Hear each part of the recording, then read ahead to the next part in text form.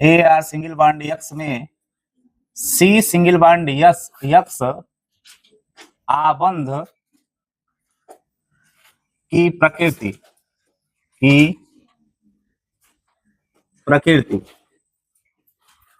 कि जो aromatic halide होते हैं उसमें जो कार्बन और हैलोजन के बीच में बॉन्ड बना होता है उस बॉन्ड का नेचर कैसा होता है।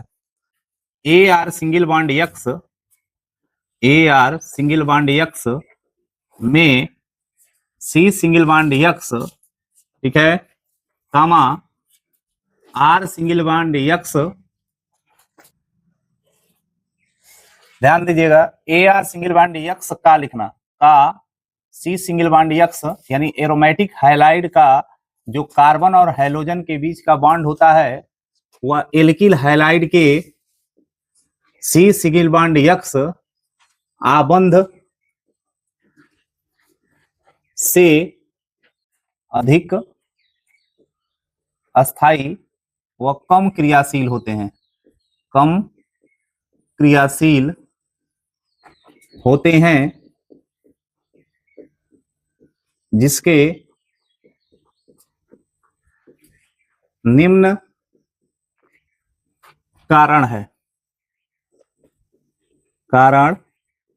लिखा कि एरोमेटिक हैलाइडों में कार्बन और हैलोजन के बीच बना हुआ जो बॉन्ड होता है, ठीक है, एल्किल हैलाइडों के कार्बन और क्या होता है हैलोजन के बीच के जो बॉन्ड्स होते हैं उससे क्या होता है अधिक अस्थाई होता है। कौन? ये वाला बॉन्ड जो होता है इसके वाले इस बॉन्ड से क्या होते हैं अधिक अस्थाई होते हैं और अधिक अस्थाई होने के कारण ये क्या होते हैं कम क्रियाशील होते हैं और जिसके क्या है निम्न कारण है, जिसके निम्न कारण आपका A R single bond x में सी सिंगल बॉन्ड यक्स आबंध, ठीक है, और दूसरा आप बनाइएगा आर सिंगल बॉन्ड यक्स में सी सिंगल बॉन्ड यक्स आबंध, ठीक है।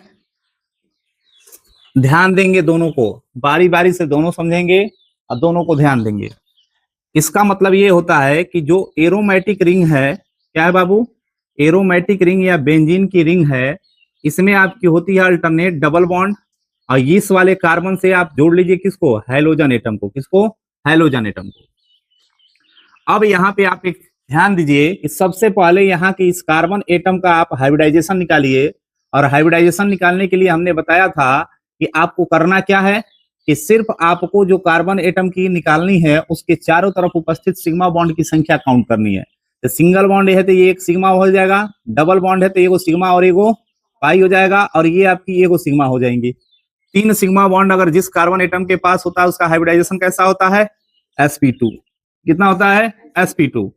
और यहाँ पे जब आप आएंगे तो जो आपकी आर सिंगल बॉन्ड में X C single bond X जो होती है उसकी कंडीशन यदि आप देखते हैं तो 4 ठे ये क्या बनाई रहती है, 4 ठे आपके सिंगल बॉन्ड बनाई रहती है और एक सिंगल बॉन्ड से उसमें कौन जुड़ा होता है, हैलोजन एटम जुड़ा होता है। तो चारों के चारों आपके क्या हो जाते हैं, सिग्मा बॉन्ड हो जाते हैं। क्या हो जाते हैं, इसके पास 4 सिग्मा बॉन्ड होने के कारण इसका संकरण कैसा होता है, sp3 होता है। कैसा होता है, sp3 होता है। अब देखिए हाइब्रिडाइजेशन का मतलब होता है कि जो सभी ऑर्बिटल्स हैं डिफरेंट डिफरेंट एनर्जी लेवल के, जैसे यहाँ पे एक यस का है और 2 पी का है, एगो यस का है और 2 पी के ऑर्बिटल हैं। इन तीनों की एनर्जी, इन दोनों की एनर्जी तो सेम होती है परंतु क्या होती है, इसकी एनर्जी सेम नहीं होती है। तो हाइब्रिडाइजेशन का मतलब ये होता है कि इन सभी ऑर्बिटलों की एनर्जी को आपस में मिक्स करके और समान ऊर्जा समान संरचना के नए ऑर्बिटलों का निर्माण करना। जब मान लो कि इन तीनों की एनर्जी मिक्स होगी तो परसेंटेज में वो कितना हो जाएगी बाबू, 100% हो जाएगी। और समान ऊर्जा के ऑर्बिटल में इसको बदलना है तो समान ऊर्जा का मतलब क्या होगा कि जितने ऑर्बिटल बन रहे हैं उसमें उतने से हम क्या कर देंगे, भाग दे देंगे। तो एक का ऑर्बिटल की कितनी परसेंट आ जाएगी, 33.33% आएगी। यानी अगर यहाँ पे आते हैं तो यस लक्षण कितना आएगा, 33.3% और पी के 2 कक्षक है तो 66.66% हो जाएंगे। लेकिन अगर यहीं आते हैं तो कितने कक्षक हो रहे हैं, 3 और 1 4। तो अगर 100% एनर्जी को अगर आप किसमें डिवाइड करते हो, 4 से डिवाइड करते हो तो कितना होगा, 25%। यानी एक कक्षक के पास एनर्जी कितनी होगी, 25%। यस का एगो है तो उसका लक्षण कितना होगा, 25%। और पी के 3 गो है तो कितना हो जाएगा, 75%। कितना आ जाएगा, 75%। तो पहली बात कि यहाँ पे यदि कार्बन का आप संकरण देखेंगे तो कार्बन का संकरण क्या हो रहा है बाबू, sp2 हो रहा है। क्या हो रहा है? sp2 हो रहा है। और यहाँ कार्बन का यदि संकरण देखेंगे तो कार्बन का संकरण कितना हो रहा है? sp3 हो रहा है। कैसा हो रहा है बाबू? sp3 हो रहा है। और sp2 में यदि कार्बन का आप क्या देखेंगे? लक्षण देखेंगे, कार्बन एटम का लक्षण देखेंगे, सॉरी यस ऑर्बिटल का लक्षण देखेंगे। इसमें यस कक्षक जो होगी, उस यस कक्षक की अगर हम क्या करें, परसेंटेज लक्षण देखें तो वो कितना आ रहा था बाबू? 33.33%। क्या रहा था? 33.33%। और इसमें यस कक्षक की आपकी क्या मिल रही थी? लक्षण जो देख रहे थे, परसेंटेज लक्षण, वो कितना आ रहा था बाबू?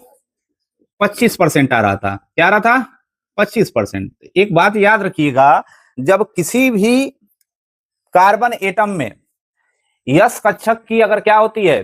परसेंटेज लक्षण बढ़ती है। क्या होती है?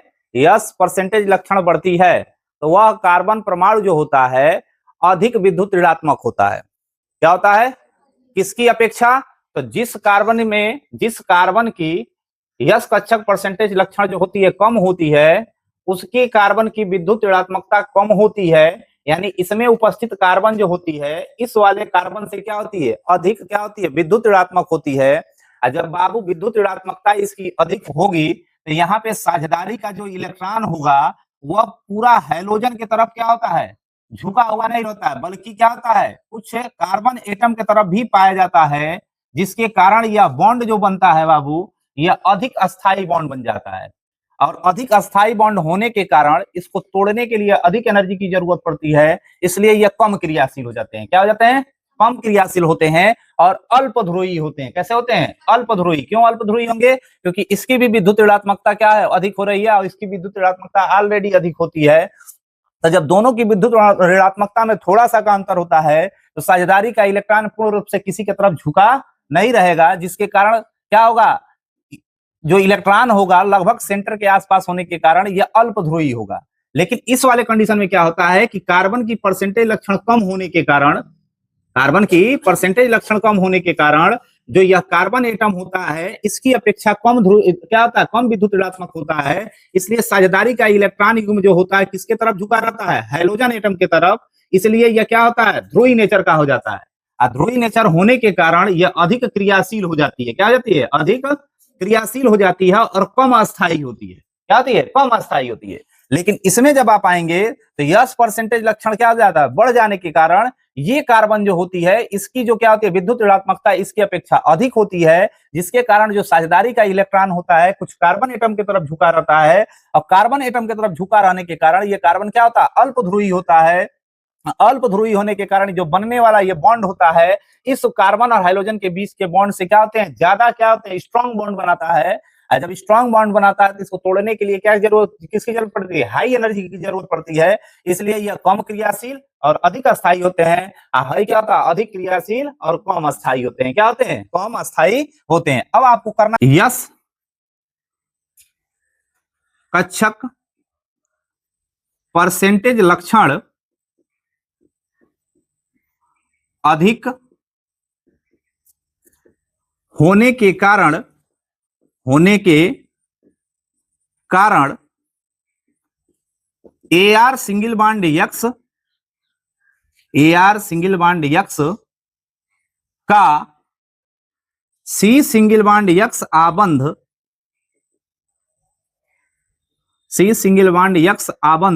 में कार्बन एटम अधिक विद्युत ऋणात्मक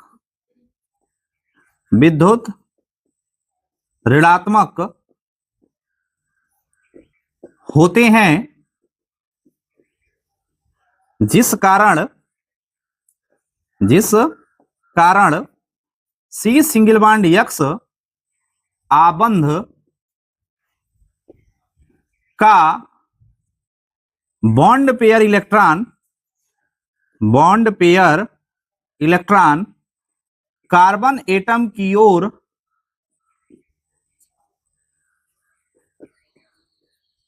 आंशिक रूप से झुका होता है, जिस कारण यह आबंध अल्पध्रुवी अधिक क्रियाशील कम क्रियाशील अल्पध्रुवी कम क्रियाशील व अधिक अस्थायी होती है, अधिक अस्थायी होती है।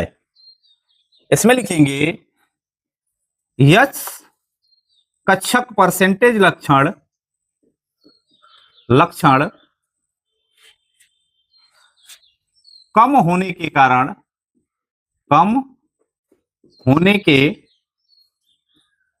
कारण आर सिंगल बॉन्ड यक्स का सी सिंगल बॉन्ड यक्स आबंध में कार्बन एटम कम विद्युत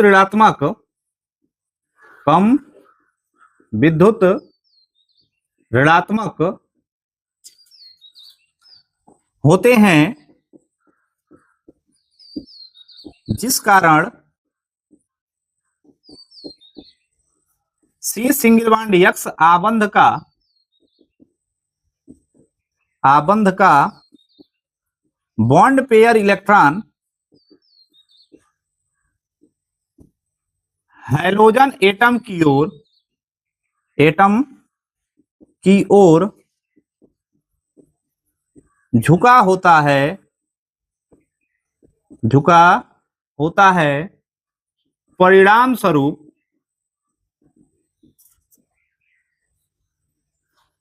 यह आबंध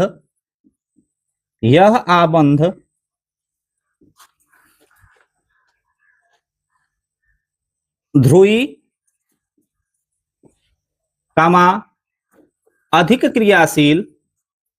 अधिक क्रियाशील व कम अस्थायी होते हैं।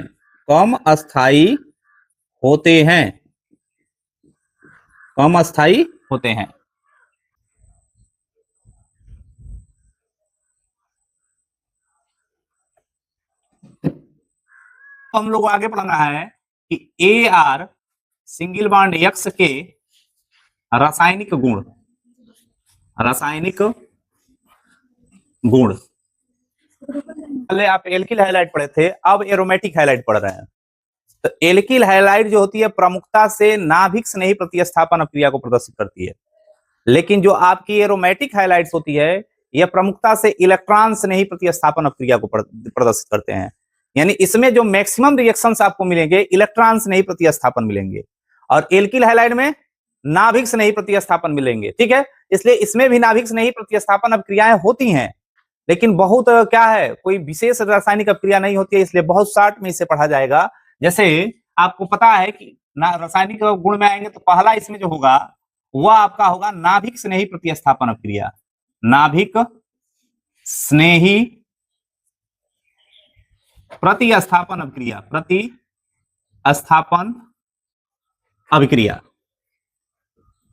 नाभिक स्नेही प्रतिस्थापन अभिक्रिया हम बताए थे कि ऐसी प्रतिस्थापन अभिक्रिया जिसमें हैलोजन परमाणु किसके द्वारा प्रतिस्थापित होता है, किसी नाभिक स्नेही के द्वारा। किसके द्वारा?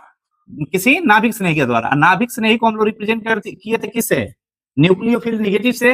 इसके बराबर आपका हुक कौन सा आता था? या तो OH नेगेटिव आयंस हो रहा था, नहीं तो CN नेगेटिव आयंस हो रहा था, नहीं तो NO2 नेगेटिव आयंस हो रहा था, नहीं तो आपकी NH2 नेगेटिव आयंस हो रही थी।